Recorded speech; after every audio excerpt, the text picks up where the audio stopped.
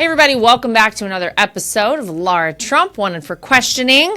Always love the questions you guys send in. We kind of go all over the board, and I'm okay with that. I'm great with that, actually. Some people take what we say here maybe a little too seriously. That's okay as well. Let's see what you have for me today. Here we go. Question number 1. What did you learn from the ICE raids you attended? This was so cool. I got to go to Memphis, Tennessee last week, where the local government there, the Memphis mayor, all the Memphis Police Department, everybody involved was very happy to receive the assistance of the federal government from President Trump to get federal law enforcement involved to make Memphis safe again. That's what we're trying to do. We're trying to replicate the great work that we saw in Washington, D.C., all around this country. Now, some mayors and some governors are very happy to accept the help, and some are not. And you kind of ask yourself the question, why the hell wouldn't you want the help to clean up your streets, to make them safer, to make people in, your city and your state feel better about their life? But I digress. So I got to go to Memphis, and I got to ride along with the Memphis Safe Task Force. This is a group of around 32 different law enforcement entities that have all kind of combined together. They have this big kind of war room where they all sit together, and their command center, you see everybody from DEA to U.S. Marshals to DHS and ICE, the whole bit, everybody there working in unison to get the bad guys off the streets. And what I was actually most impressed with was the brief that I got to be a part of just before the raid. So these are the actual tactical guys who go in there, who get to make the arrest, and they actually don't really know what they're walking into. So they have to walk through every possible iteration of what might happen on one of these raids. I mean, you don't know when you go in. Are the people, they figure out who the other individuals may be in a house whenever they're going to go to somebody's home to make an arrest. And you don't know if the individuals are going to be welcoming, if they are going to be antagonistic, if they're going to fight back potentially, if they're going to have weapons of their own. So you have to go through every possibility as you lead into this arrest and, executing this arrest warrant. And it was pretty cool to hear all the different ins and outs of everything. One of the things that I thought was amazing, obviously they go through where the local hospital is, the closest hospital. It's in their already programmed in their GPS and their different vehicles. But they also went through where the local vet hospital was, because there was a canine unit that was a part of this arrest as well. And the good news is there were 2 individuals that they were hoping to take down while I was there in Memphis. Both individuals were arrested, and now hopefully Memphis is a little bit safer. But just so impressive to see. Kudos to all of those incredible law enforcement officers who were there, who made this arrest, who put their lives on the line every day. I mean, just being there and listening to what they were talking about. If we receive fire, here's the plan. If you need munitions, I have them on my person. Like, all of the different things was incredible to be able to witness that and firsthand see what our men and women face every single day. So thank you to the Memphis Safe Task Force for having me there. Director Seralta, the U.S. Marshals Director, and of course Director Todd Lyons of ICE were there with me and gave me a front row seat to something so cool. It was very impressive to see. All right, next question. What do you think about a $250 bill released next year to commemorate the 250th anniversary of the country with your father-in-law on it? Well, he would probably love that.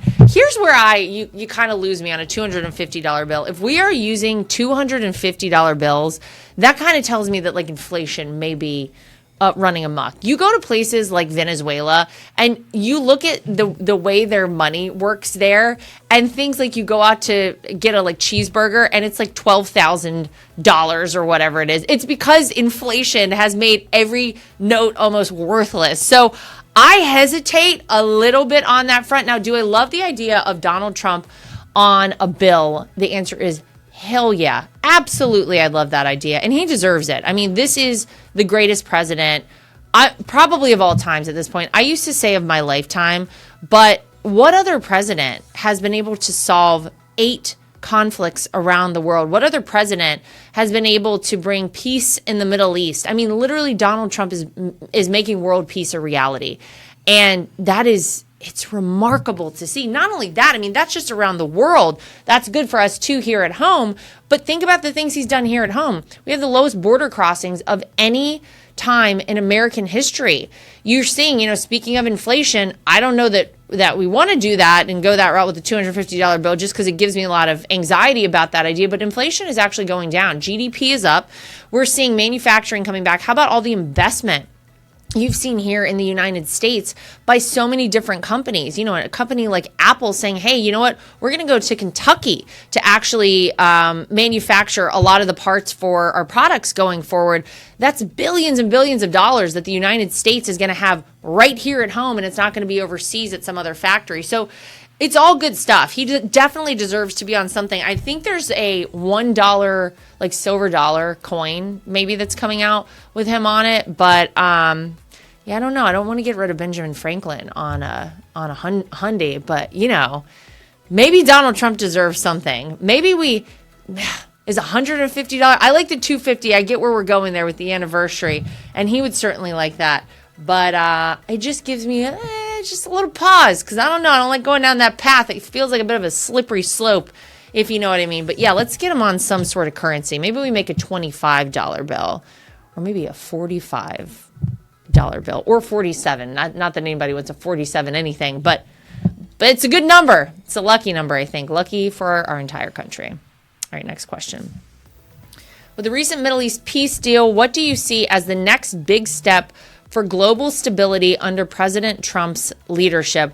Well, we've got to get to phase 2 of this deal. Phase 1 is obviously already underway. The hostages have been returned home, and Hamas hasn't been exactly perfect. They've been doing really horrific things over there to the people of that region still. And I think the president has been very clear that either they get on board or they're going to have some problems. You know what I mean? But I do think that the next phase of this obviously is very important. Now, from there, where do I think we go? He's trying to get this Ukraine-Russia conflict solved. That to him was one of those things that I think he thought would be a lot easier than it has been. And he will admit that himself. He's got no pride when it relates to that. He'll say, yeah, I thought this would be a lot easier to attain the peace between Russia and Ukraine. They're both a little tough. Obviously, the toughest is Vladimir Putin, and you have to ask yourself, is this guy really all there? There have been a lot of questions about what's going on with him, his health, and a lot of different things. And it's a different mentality over there. Americans, I don't think, can fully appreciate that. Friends of mine who are from Russia have the same kind of pride. They have a patriotism there in their own country, and they haven't liked what's been going on. And so he's in a tough spot, Putin. But I do think that we've seen some movement. You had Zelensky at the White House last week meeting with President Trump. So hopefully some steps are being made. There's supposed to be a meeting between President Trump and President Putin coming up shortly, I believe in Hungary. And hopefully we get somewhere with that. That kind of seems like the last ditch effort. That seems like the last stand, really, for President Trump before he says, all right, we're going all in with Ukraine and let's just wipe out Russia. I mean, that's the vibe I get. At least I think a lot of people feel that way because it seems like this president has given every opportunity for Putin to come to the table and negotiate in good faith and actually move the ball forward. And I feel like that he really hasn't played Putin, that is, fairly on any of this. And it's getting a little long in the tooth. It's getting a little tiresome for a lot of people, including President Trump. So we'll see. We'll see what happens. I think we're all hoping for the best. And then we got to get China at bay. That's our biggest geopolitical foe, if you want my opinion on it. And it's something that President Trump called out many years ago. I mean, when no one was talking about China, even looking at China, considering them as a problem, Donald Trump knew they were a problem. And I think we're hopeful we get a nice trade agreement set up with them and can move forward in a very nice way. But, they got some things going on over there as well that we want to make sure we kind of tamp down a little bit and keep them under wraps. So, I also think President Trump's been very clear with Nicolas Maduro of Venezuela that he's got to stop sending these drug cartels and these boats to the United States, because if they come in, he's going to blow them up. And he may go by land, as he said. I think the CIA may be going into Venezuela as well. Maybe that signals there could be a regime change there. I don't know. But I think the people of Venezuela would be very happy to be out of the grasp of Maduro and his really horrific policies. So we'll see what happens. I think, to me, those are kind of the next big things that this president will have to tackle, and he's ready to do it. He has been very clear that he's going to take on the hard stuff. He did it during his first term. He's doing it during his second term. And you know what? The people of this country, and honestly, the people of the entire world, are benefiting. So let's see what happens on all of those different skirmishes. All right, I really want to get to your next question, but first, let me tell you about something I've been using lately, Strong Cell. It's this simple, tasty little daily supplement, just a quick 2-ounce sip with clean ingredients and NADH, which is one of those key nutrients that helps your cells stay strong.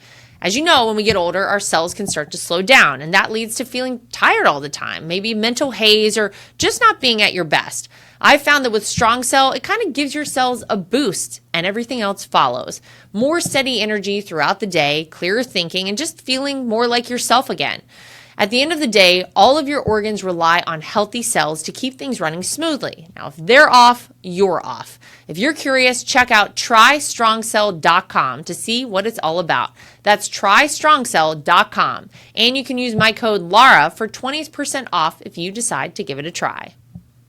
MyPillow is excited to announce they're having their biggest 3-in-1 sale ever with a limited edition product, a back-in-stock special, and a closeout deal you won't find anywhere else. MyPillow bed sheets only $29.88, any color, any style, and any size, even kings.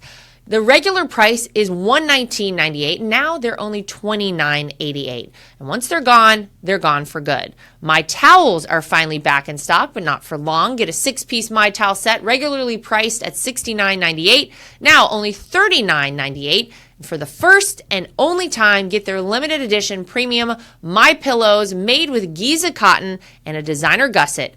Queens $17.98, Kings only $19.98. Also, for a limited time, when your order is over $100, you get free shipping plus $100 in free digital gifts. So go to MyPillow.com or call 800-839-8506 and use promo code TRUMP.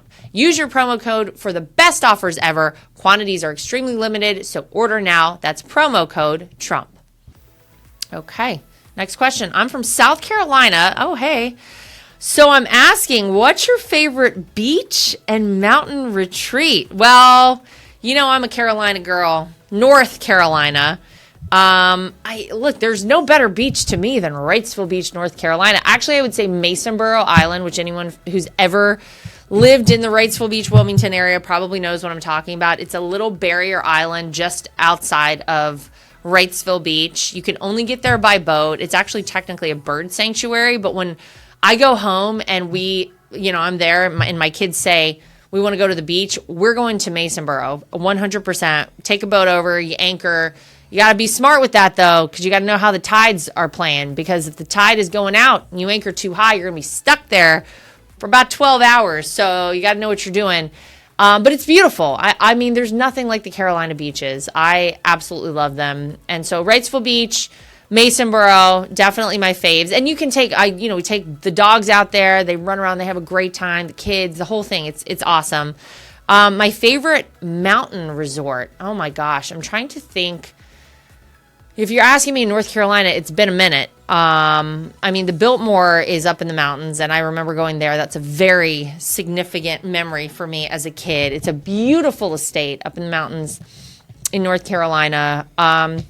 We go skiing every year, though. We go out to Colorado with my kids, my husband. It's been a family tradition for the Trump family for a long time, and it's hard to beat. It's hard to beat Aspen, a little place called Aspen. If you know what movie that's from, I'll just leave that with you. It's fun. It's so different from where we live. Look at me. I live in South Florida, so it's great for a week of the year to be able to go get in the snow, have a little different change of pace and scenery. Although what I'll say is when I go to these mountain towns and we're up at elevation and it's so cold that they blast the heat inside, your skin gets so dried out. I'm just going to throw this out there. I don't know that I could ever live in a very dry climate. I actually think it's bad for your skin. I think you're going to age a little bit more if you're living in those climates. I live in this full-blown humidity down here in South Florida, and let me tell you something. I actually love it. I feel like maybe your skin looks a little bit better. Yeah, do you sweat and all that? Fine. But I'm talking about longevity here of a face, and I'm trying to keep it together. So I'm not mad about the humidity. Every time I go to the mountains, I'm like, God, I'm constantly applying, like creams and lotions, and just I feel like nothing works. Everything's just like dry. I can't get down like that. So neither here nor there. But yeah, those are my faves. Absolutely.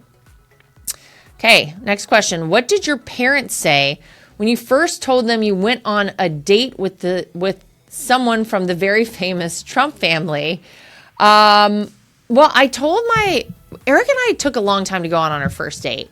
So we met in March, and our first date wasn't until the beginning of July. And it's because both of us were kind of really busy and crazy at that time. I was in culinary school.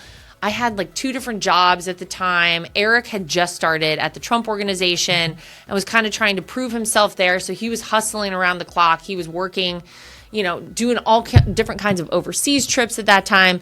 So what would always happen is that we would set a date for a date, and then I would get pulled in one direction, or he would get stuck overseas, or somebody would be sick, or something would happen. It took us until July to go on our first date. So I had told my mom about this, and both my parents. I told them, I met this guy, like I finally figured out who he was, and I don't know, he seems okay. I think we're gonna go out on a date at some point. We kind of, took a while, but I think they were a little skeptical, but so was I. If you read the foreword to my husband's book, Under Siege, I wrote one foreword, and my father-in-law wrote the other one.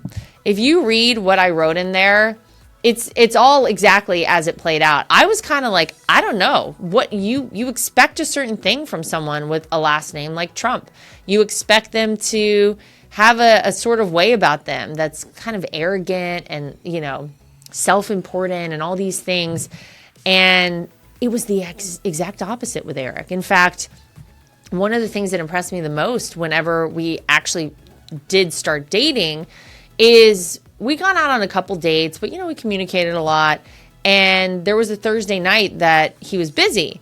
And Friday morning, I was like, oh, what'd you do last night? And he was like, oh, it was just some like charity event that I went to. Meanwhile, it was his charity event that he had started 1 year before as a 23-year-old guy to raise money for St. Jude Children's Research Hospital. And he had raised, I think at that point, that event, maybe it was like $300,000, which is incredible. That's insane. And it was like, why didn't you tell me about this? I actually ultimately found out about it on like Facebook or something, because that's what people were using back then, 500 years ago.